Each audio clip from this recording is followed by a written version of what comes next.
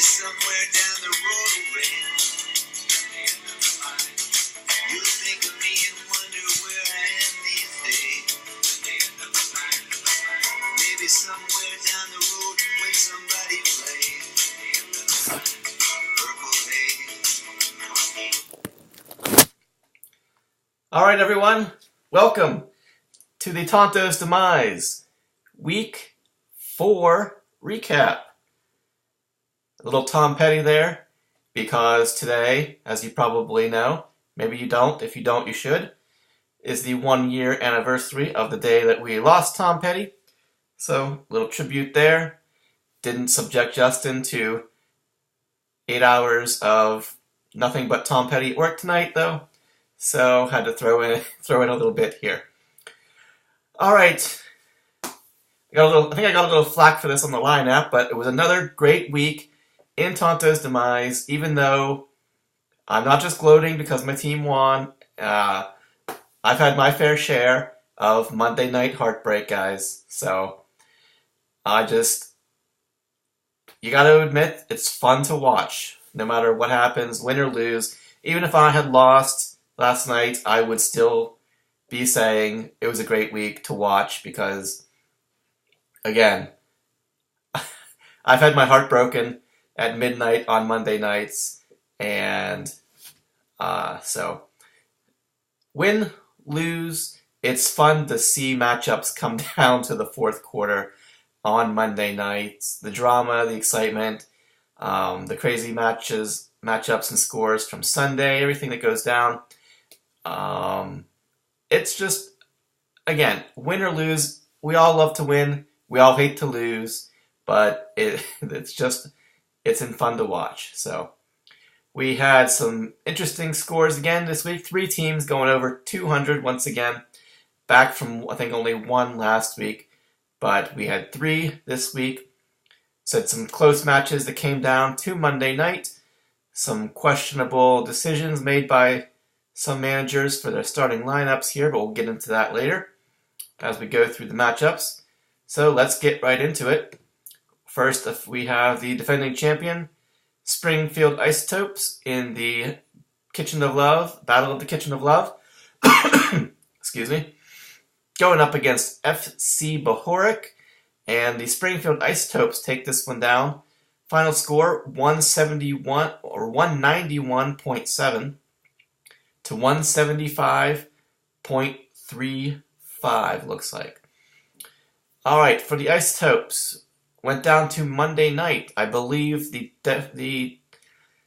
deficit was about 25 or so, and the Isotopes had Patrick Mahomes and Tyreek Hill, while the excuse me, FC Bohoric had Kareem Hunt, and Kareem Hunt had the best game of his season so far, I think, with 29.5 points. Yep, almost doubling his best score of the season so far, keeping Justin in it just long enough. I think it wasn't until the fourth quarter when Mahomes was able to put up enough points to squeak past FC Bohoric there. I actually think, get to this right off the bat here, it wasn't, because Kareem Hunt scored the last touchdown of the game, but it looked like he was going to score one before that, the one that Travis Kelce ended up catching for a 2-yard touchdown. Right before that play, Kareem Hunt carries the ball from like the 10-yard line to the 2, and I'm thinking, oh great, they're gonna. I think I had just finally creeped ahead of Justin in the score. It's like, great, Hunt's gonna get a touchdown, and I'm gonna drop back, and then I think they took him out of the game. They were showing who was in the game, like at the bottom of the screen there, and I believe he was not in. And they threw the 2-yard touchdown pass to Travis Kelce, which, by the way, also probably changes. I don't think that would have changed the score of this matchup, considering it was a 16-point difference. You take the 5 points away from Mahomes, really, because that's all it was for a 2-yard touchdown pass, and give Hunt an extra 6. So that changes the score. That drops That would have dropped the Isotopes to 186, and bumped FC Bohoric up to about 181. So it would have been a lot closer, assuming the touchdown. Everything else still played out as it did, which I don't see why anything would have changed if it had been Kareem Hunt running for that touchdown or Travis Kelce catching that touchdown. But so Kelce got that touchdown. If Hunt had run that in instead, it would have changed the outcome of Gags to Riches versus the Dub C Hooligans. It would have reversed that outcome. But we'll get to that. Maybe we'll do that one. That one's pretty, let's see. That one's actually, the matchup here is near the bottom there, but we'll get to that. Anyway, just an interesting tidbit that we were talking about. What if Kareem Hunt had gotten that touchdown instead of Travis Kelce there? Anyway, so for the Isotopes, we had Mahomes with 57, AJ Green almost 18, Tyreek Hill 14.5, Mike Williams only 1 catch, he only got 2.5 points. Running backs, James White just over 31, and Aaron Jones just over 15. Tight end Austin Hooper just under 3, not much from him. Gurley 25.5. Kicker was Crosby. Looks like he got about 13 or 14. And then the Jets defense, I believe Yahoo actually had the right number after you subtracted the loss and added in the yardage totals. Pretty much canceled each other out there, and I believe the actual total was 11. And for FC Bohoric, he had Andy Dalton at 59, Keenan Allen, Keelan Cole, and Kenny Stills, Justin's KKK, 13.5, 3.5, and 7 respectively. 2 single-digit scores there. That's not going to help you. I said Kareem Hunt, he was at 29.5, his best game of the year. What with Jay Ajayi, even though he was a little bit dinged up with just a broken back. But anyway, he got just over 11. Let's see. Oh, I see. It looks like Gags, he fell down back there. Sorry about that. Gronkowski, he left the game. He got after getting 8.5 points. I believe the Patriots were already blowing out the Dolphins, so not sure about the severity of that injury, but I think they took him out because they really had no use for him at the time anyway. And then you plugged in at the last minute, I think, Eifert in your flex over Marquise Goodwin. Turned out to be a good play because he scored a touchdown for you, got almost 14 points before getting landed on and breaking his ankle. He is done for the year. I feel like we've talked about Tyler Eifert before, but now he's always hurt. Something going on with him, and now he breaks his ankle. I think it's just the universe is telling you, Tyler Eifert. It's telling the universe is telling you, you're not made to play football. I know you may love it. You're probably making a ton of money off of it. At least you already have made a ton of money for just suffering through injuries mostly. But I think the universe is saying, stop. You are not made for this. Find something else to do. That is my words of wisdom for Tyler Eifert. Will he listen to me? I should tweet it at him, see what he has to say. Anyway, the kicker was Dan Bailey. He had several field goals and a couple PATs. Looks like, I think he got you about 13.5, if I remember correctly. And then the Rams defense, they gave up a ton of yards and a ton of points in that game. But they did get you the win. A couple sacks, a turnover. Let's see, Yahoo says 7, but I think the actual total was 16. So, yeah, I think you had like about plus 10 from your kicker and your defense there. But it came down to the fourth quarter on Monday night, and the combo of Mahomes and Tyreek Hill was just enough to get past FC Bohoric. and Kareem Hunt there, moving FC Bahoric to 1-3. He is now all the way down in 11th place, while the Springfield Isotopes remain undefeated at 4-0, and they are in first place. All right, then we had the Battle of the Defeateds. White Wolf versus Possum Magic. Which one would win the fight, the wolf or the possum? I think I said last week the possum had magic on his side, and look what happened. Possum Magic blows up for 240 points and crushes the White Wolf, who only had 163.95.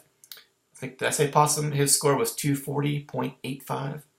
But anyway, let's run through these real quick. For Possum Magic, he had Deshaun Watson with almost 66. Antonio Brown, just over 17. Golden Tate, 2 touchdowns. He had just over 33. Emmanuel Sanders, just over 11. Lamar Miller, almost 5. Carlos Hyde, about 14. Trey Burton had a long touchdown. Maybe not long enough for a bonus there, but he had a nice touchdown for you. It looks like he only had 2 catches. So one of them was an 86 yards. So one of them was a nice touchdown for you. Your big spend from last week, you broke the bank on Tyler Boyd. He got you 21 points. So can't fault you there for making that move. And let's see, kicker was Bullock. Looks like he got about 7 or 8. And then the Packers defense shut out the Buffalo Bills. Probably the biggest factor here in you getting the 240 points. Let's see, I think I wrote it down. The Packers D, Yahoo says 31, but the actual score was 49. So big game there for Possum Magic. Right when he needed it the most, going up against the White Wolf, who took out Matthew Stafford again and plugged in Case Keenum. I think Stafford went for 50. Keenum only went for 30. Look, Jimmy, I know you love those Denver Broncos. You've got a bunch of them on your team. Yeah, you got something for Quincy Enunwa, I know, and those Packers. But, buddy, pal, you got to just put Matthew Stafford in there. You just got to put Cooper Kupp in there, and that's it. Just let them go. Put them in there, and don't think about it unless they're on bye or they get hurt. Just put Stafford in there, put Cooper Kupp in there, and just let it go. Okay, buddy? Please. I'm begging you. Get Beckham Jr., Juju, and Cooper Kupp every week from here on out, please. Of course, said unless something happens or they're on bye that week, I'm asking you very kindly, please, for my sanity's sake, Stafford, Kupp, every week, do it. All right. So the White Wolf, like I said, Case Keenum was your quarterback this week. 30, just over 30. Your receivers, Beckham Jr., Juju, and Beckham Juju. Could we just say Beckham Juju? Is that they count? They just one person, Beckham Juju, and then Quincy Enunwa, 14, 10, and 10.5 respectively. The guy carrying your team so far this year, Melvin Gordon, he had almost 34 points. He was over 100 yards in rushing. I think he had a lot of receiving stats too. 7 catches, I see. Marshawn Lynch, very quietly having a pretty good season here so far. He was just under 22 points. He's been pretty good. He's been over 15 pretty much every game except week 1. So he's been doing surprisingly well for you. Kind of really under the radar there. Then for tight end, you had still with Njoku. He had 10.2. Geronimo Allison in your flex, he got you 14. Boswell was your kicker, 2 field goals for him. I think he only got you a couple extra points, a fraction of a point. And then the Bengals defense, Yahoo says 3. It was probably right around there because they played the Falcons, gave up a ton of yards. They did win the game, so you actually might have gotten a little bit more than what Yahoo says. Probably, it says 3. You probably got 6, maybe 9, something like that from your defense. But let's see, what was the margin of victory here? I think this was the blowout of the week. So you lost by 77 points. And I know we are busting your chops a little bit about Cooper Kupp because he scored 43 because he had that long touchdown bonus. If you had him in over Enunwa, assuming that's what you would have done, that's an extra 33 points. And if you had Stafford in, that would be an extra 20. So that 53 points that you would have gotten would have definitely helped you out in the overall point total. And because somewhere down the line, you never know when you're going to need those extra points come weeks 11, 12, 13. But it would not have been enough to get you a win this week. So you can, I know you probably feel bad about making those lineup mistakes. I can say that they're mistakes because hindsight is 20/20, of course. But this first time actually getting to watch Case Keenum, and he was a disaster. Their running game, I don't know, they should just run the ball all the time, every play. So you might want to think about Freeman there for the future as maybe one of your flex play, because you're doing good with Gordon and Lynch. Yeah, I mean, you get in Stafford, Beckham, Juju, Kupp, Gordon, Lynch, got Njoku in your flex, or as your tight end. You get Freeman in there as your flex. He's probably going to be a good play. I mean, maybe just the Kansas City defense was that bad, but I got to admit the guy looked pretty good if he gets the opportunity. Between him and Philip Lindsay, those two guys, they should just give them the ball every single play. But anyway, alas, Possum Magic, he moves to 1-3. He's in 8th place. He jumps all the way up to 8th place. And the White Wolf with the loss, he remains winless, unfortunately. Down to the basement. He's 0-4. He is in 12th place. Next matchup, we had the Bad Luck Bears going against Hillbillies on PCP. Bad Luck Bears, of course, riding a 3-game, 200-point streak. Even though he wasn't undefeated, he was riding a 3-game, 200-point streak. Fortunately for Hillbillies on PCP, that streak came to an end this week. Unfortunately for Hillbillies on PCP, he had the worst week of his season, the worst week of anyone this week. Thus, you are eliminated in the knockout pool, Brian, unfortunately. And you also were defeated in this matchup when said, how often this year Bad Luck Bears are going to score only 172 points. You got to try to knock them off any chance you get. And this was a missed opportunity on behalf of Hillbillies on PCP there. On behalf of the league, really, for everyone. Because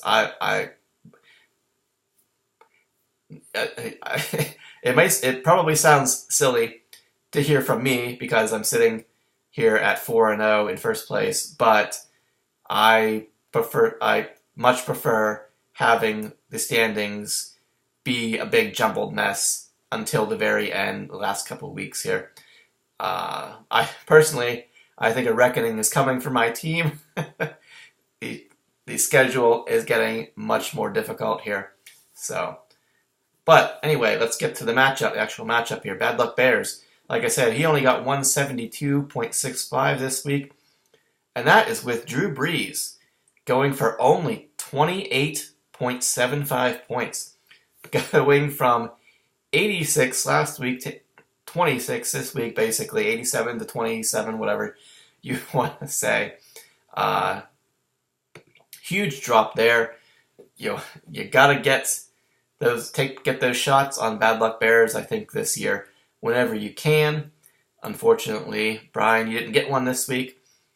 So you got the luxury of an off week for Drew Brees, but it wasn't enough for you. Let's keep rolling along. Mike Evans, Brandon Cooks, and Will Fuller. Evans, 12. Cooks, 25.5. And Fuller, 15. Looks like Fuller suffered the dreaded hamstring injury this week, so we'll see how quickly he's able to return from that. That could be an influencing factor on your team going forward. Although, of course, you've been flexing a wide receiver, so you could just plug him into your wide receiver spot there. And you probably will be having Devontae Freeman coming back pretty soon, as much as you detest putting him in your lineup there. Anyway, James Conner, 9.5. Theo Riddick, 6.5. Jimmy Graham, tight end, just over 11. Shepard in the flex, actually had a big game from him, almost 26. Vinatieri, he got you about 11 or 12. Chicago defense, Yahoo says 19. I can't think of what the actual total was off the top of my head. I would imagine most people probably use the app. They don't go on Yahoo and actually check. But you can usually get an idea of what your defense scored, because if you'll see where I added your point totals get changed. Taking a quick look here. Bad Luck Bears points were changed. Added 9.6 to your score. So I'm guessing that means the Bears defense got an extra 9. So the actual score would have been 28. So that's an easy way to figure it out if you're if you didn't actually figure it out yourself already. It's an easy way to do it if you're actually on Yahoo. Again, I don't think that information is available on the app. But anyway, so that ended up having a total of 172 for Bad Luck Bears. Unfortunately, it was bad luck for I don't know how to say it. Bad luck PCP. Got a bad batch there. Hillbillies on PCP this week. Only 127. Let's see. Tom Brady, 42.5. Jarvis Landry, 13.5. Kenny Golladay, 11.5. Crabtree, only 6. David Johnson, 18. Jordan Howard, only 2.5. In a game where they scored 48 points, it was the Mitchell Trubisky, Tariq Cohen show. So if you hadn't been paying attention to that game and you just saw the score and had that flash of excitement, and then the flash of the much longer lingering flash of disappointment when you realized that they scored 48 points and he only got you 2. Anyway, Kyle Rudolph, 10.5. Josh Gordon, your big guy, you keep banking on him. He was in your flex. He only got you 5. Harrison Butker, your kicker, looks like about 9. And then you went with the Eagles defense.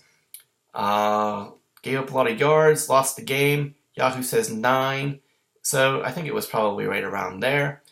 But, so you only got 13, 11, 6, 2, 10, 5. A lot of single-digit scores there for you this week. And that will never get it done. Well, more often than not, that is not going to get it done. And Hillbillies on PCP, he drops to 2-2, though he is in 7th place, just outside the playoff window there. And Bad Luck Bears, he moves up to 3-1. He is now in 3rd place. All right, another good matchup, was Disco versus Space Antelope. Big grudge match between these two guys. War of words on the line app. And Space Antelope, previously 0-3, much like Possum Magic, blows up this week, well over 200 points, and gives Disco his first loss of the season. The score was 237.3 to 184.25. Now, let's first take a look at, before we do any critiquing, at Space Antelope's lineup. He had Rivers go for 48, Julio for 29, Hopkins for 36, Larry Fitz for about 6, Patrick Lindsay 16, Sony Michel 20, George Kittle, looks like he actually had about 27.5 because he had a long touchdown. Kenyon Drake in your flex, only 2.5. Lutz, your kicker, I think about 16. And then your only defense is the New England Patriots. Yahoo says 14. It was probably somewhere around 20, mid-20s, I would guess, though. So some pretty good scores there. Said 48, 30, 48, 29, 36. Just like my measurements. 48, 29, 36. 16, 20, 25 there. So a lot of big scores up and down Space Antelope's lineup, hence the 237 points this week. And we had Disco going with Eli Manning over Derek Carr, the Carr to Cooper connection. You severed the Carr to Cooper connection, and it cost you, as we can say now in hindsight. And I believe Disco already defended himself on the lineup. Although, hey,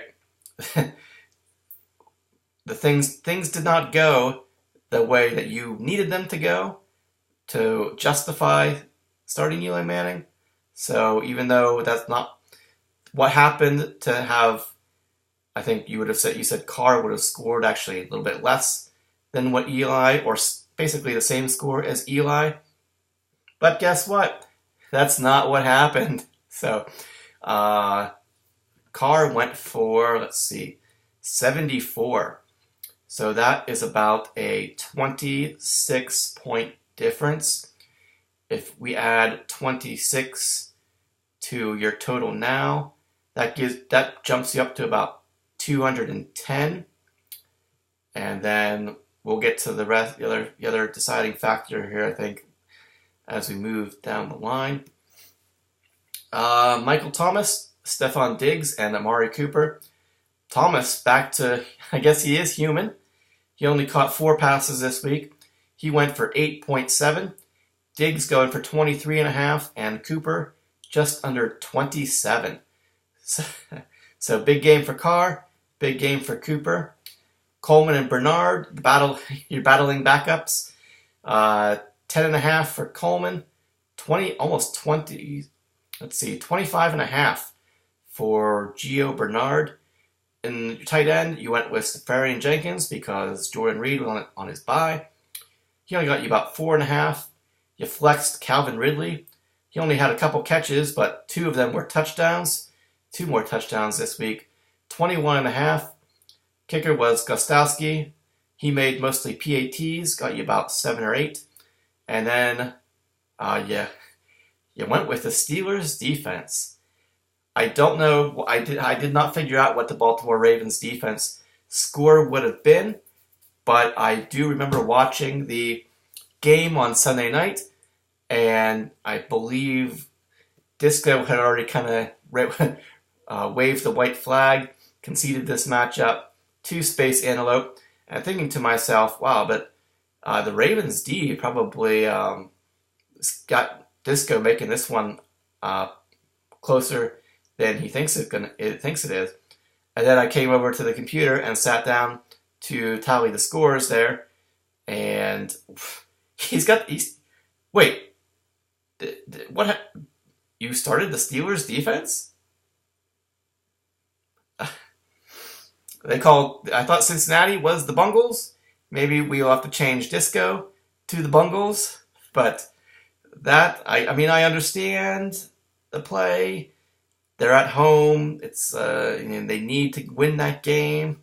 Um, it's easy to sit here and say what you should have done now, but said if you had started Carr and the Ravens defense, the Carr would have got you up to 210.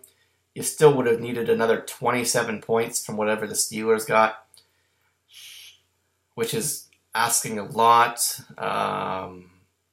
So I don't know if you actually would have gotten there or not, but this matchup would have been a lot closer. So I guess, yeah, you can take, much like Jimmy, you can take some solace, I guess, in your loss, knowing that there was probably nothing that you could have done. Your opponent just had the best game he could probably hope for this against you this week, and that's just the way it goes. Such is fantasy football. Anyway, like I said, Space Antelope. He gets his first win. He's 1-3, right behind Possum in 9th place. And said Disco, he dropped his first game of the year. He's now 3-1, and he is in 4th place. All right, the other matchup that went down to Monday night. Dubsy Hooligans versus Gags to Riches. And Gags to Riches squeaks this one out. Final score, 181.9 to Dubsy, 174.25. So it's about a 7.5 point difference here in favor of Gags. Just taking a quick look here. So going into Monday night, Dubsy actually had a lead about, 6.5.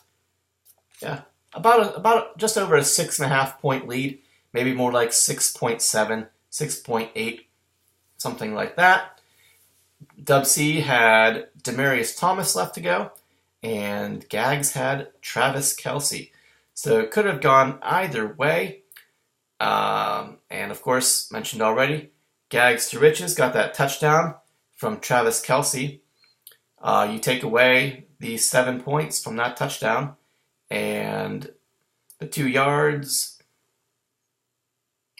That would probably have still given Gags the win here, but it would have been excruciatingly close for Dubsy Hooligans.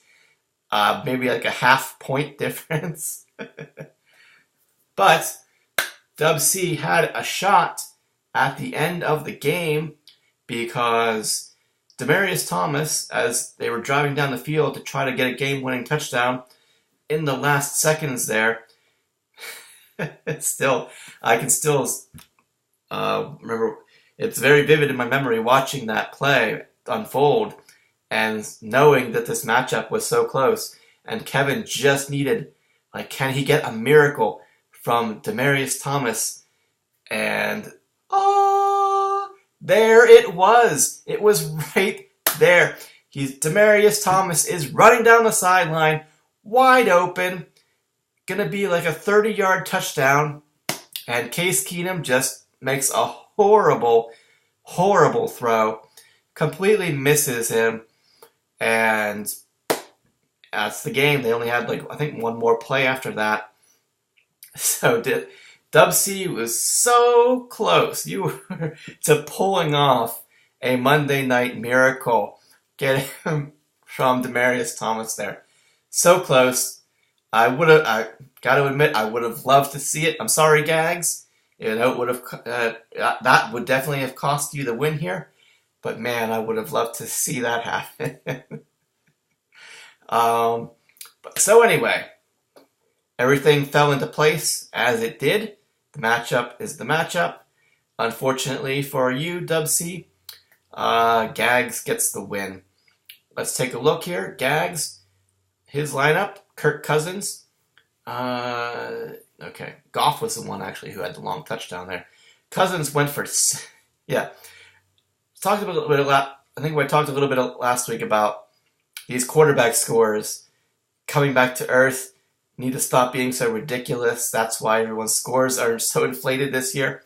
And then immediately on Thursday night, we had both quarterbacks in this matchup go for over 75 points, almost 80, which is becoming the new normal, I guess. Unbelievable.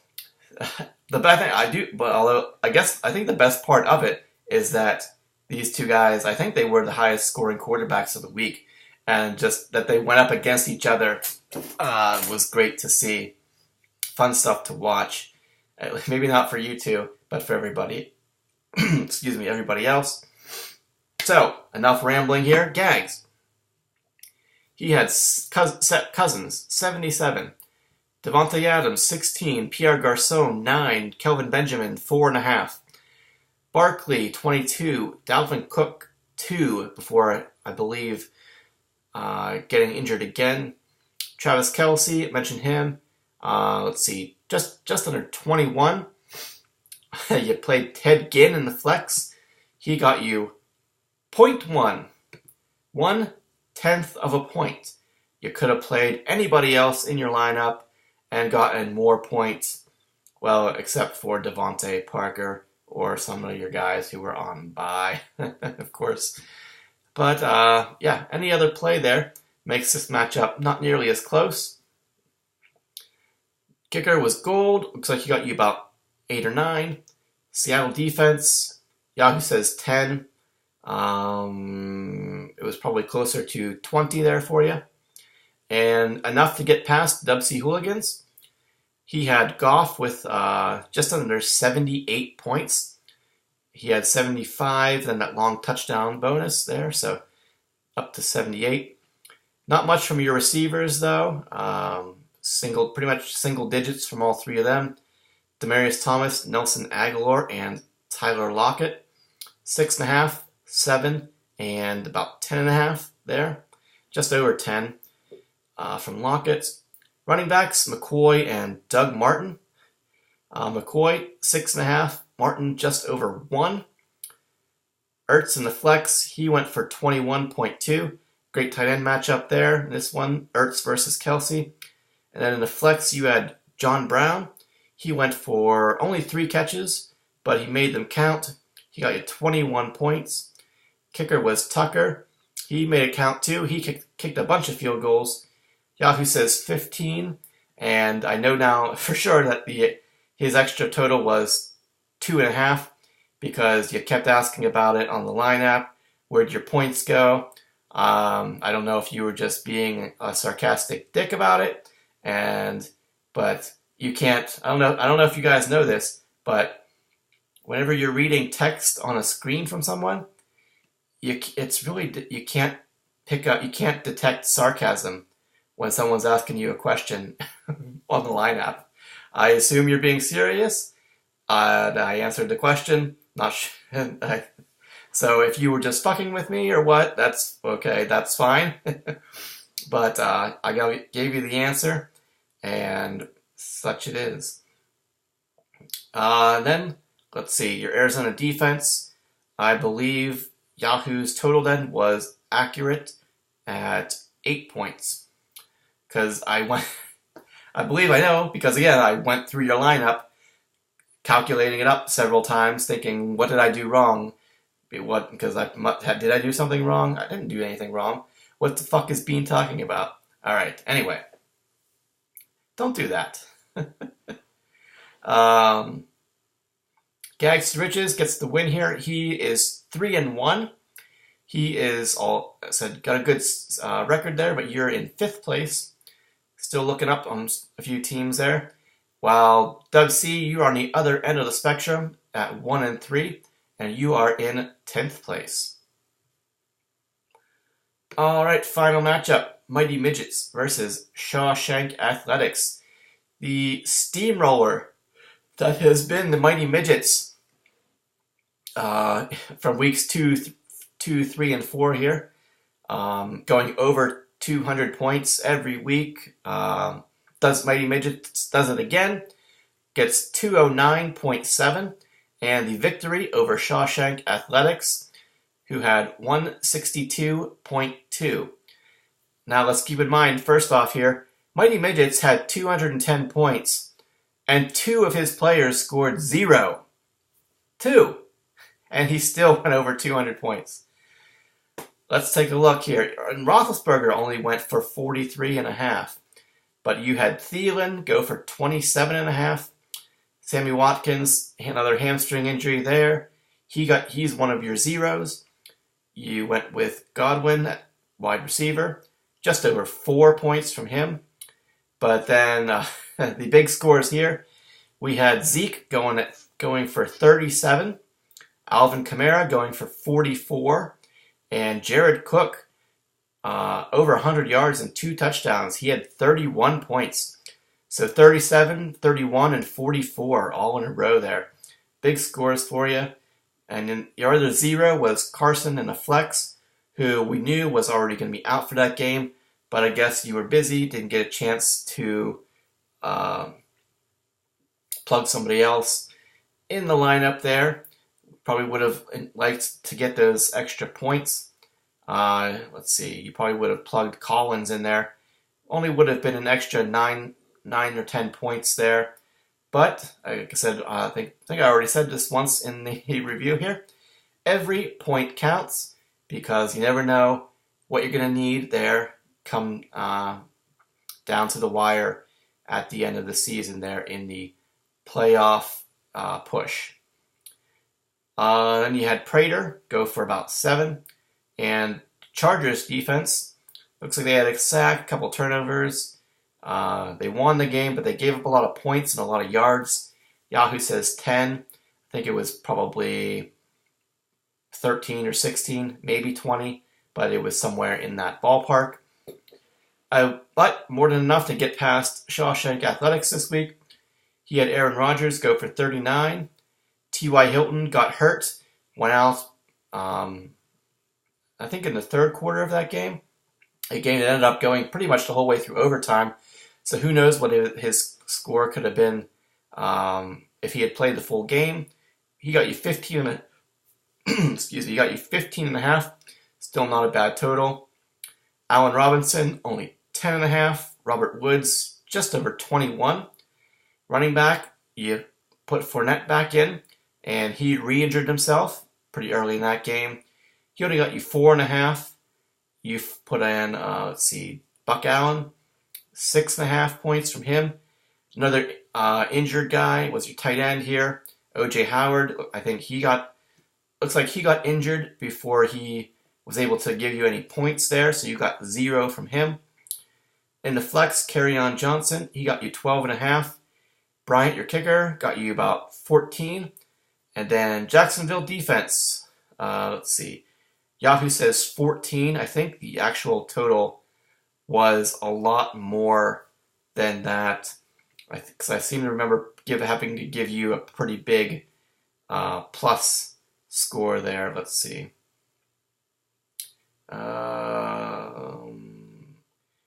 We changed Shawshank. Yeah, you got about an extra 25 points from Jacksonville's defense from what they said in that match in here. What was it, 14? Yeah. So you actually had almost 40 from Jacksonville's defense in this matchup. I guess we could say, much like last year, you got the buns, Josh, but nothing in between. at least for this week. But you're only 2-2 with that loss. You're in 6th place. If the playoffs started now, you would be in. So no need to hang your head quite yet. But for Mighty Midgets, he is up to 3-1 now, and he jumps up to 2nd place. All right, so that is every matchup from this week. Again, it was pretty fun to watch. First time for me this year where the matchup had to come down to Monday night, and it was kind of close there. So I love it, and I hate it. The pain, the drama, the anxiety of a Monday night matchup there being on the line. But said some pretty impressive scores from people. We got to see, maybe not everybody else likes it, but having the 2 of the 0-3 teams blow up this week and go well over 200 was fun to see. I'm sorry to Disco and the White Wolf for being the victims of that, but that's the way it goes. So a couple good close matchups there. And yeah, the standings, we've still got a nice even level of symmetry there, where we've got one team at the top, one team at the bottom. Let's see, 4 teams at 3-1, 4 teams at 1-3, and then 2 guys in the middle at 2-2. So we've got 1, 4, 2, 4, 1. So I don't know. It's just a quirk of mine, I guess, enjoying to see that symmetry in the standings there. But anyway, let's take a quick peek here at week 5, because we've got some pretty good matchups going. Quite possibly some we might have the most shuffling of the standings this week that we've had so far this year. Let's take a quick look, because I think the podcast, it's getting recorded early. I don't know if it'll get released early, but since Detling's leaving the country, actually, let's take we should be expecting that pretty soon. It might not be up to date as it usually is, because they'll be doing it early here. So let's take a quick peek at week 5. We have big matchup, Isotopes versus Mighty Midgets. Mighty Midgets, he's on a 3-game, 200-point streak. Isotopes are undefeated. Clash of Titans here this week should be a really good matchup to watch. We've got Brian versus Jimmy. Grudge match there. Jimmy trying to get his first win. Brian trying to get back over 500. Bad Luck Bears versus Shawshank. Shawshank is in that same position. He's trying to climb his way back in. You don't want to drop too far, but he's trying to knock off the Bad Luck Bears, who have been rolling basically pretty much through everyone so far this year as well. Disco also been rolling through people, even though he lost last week, put up a big score. He's going up against FC Bahorik, who is struggling to hold on.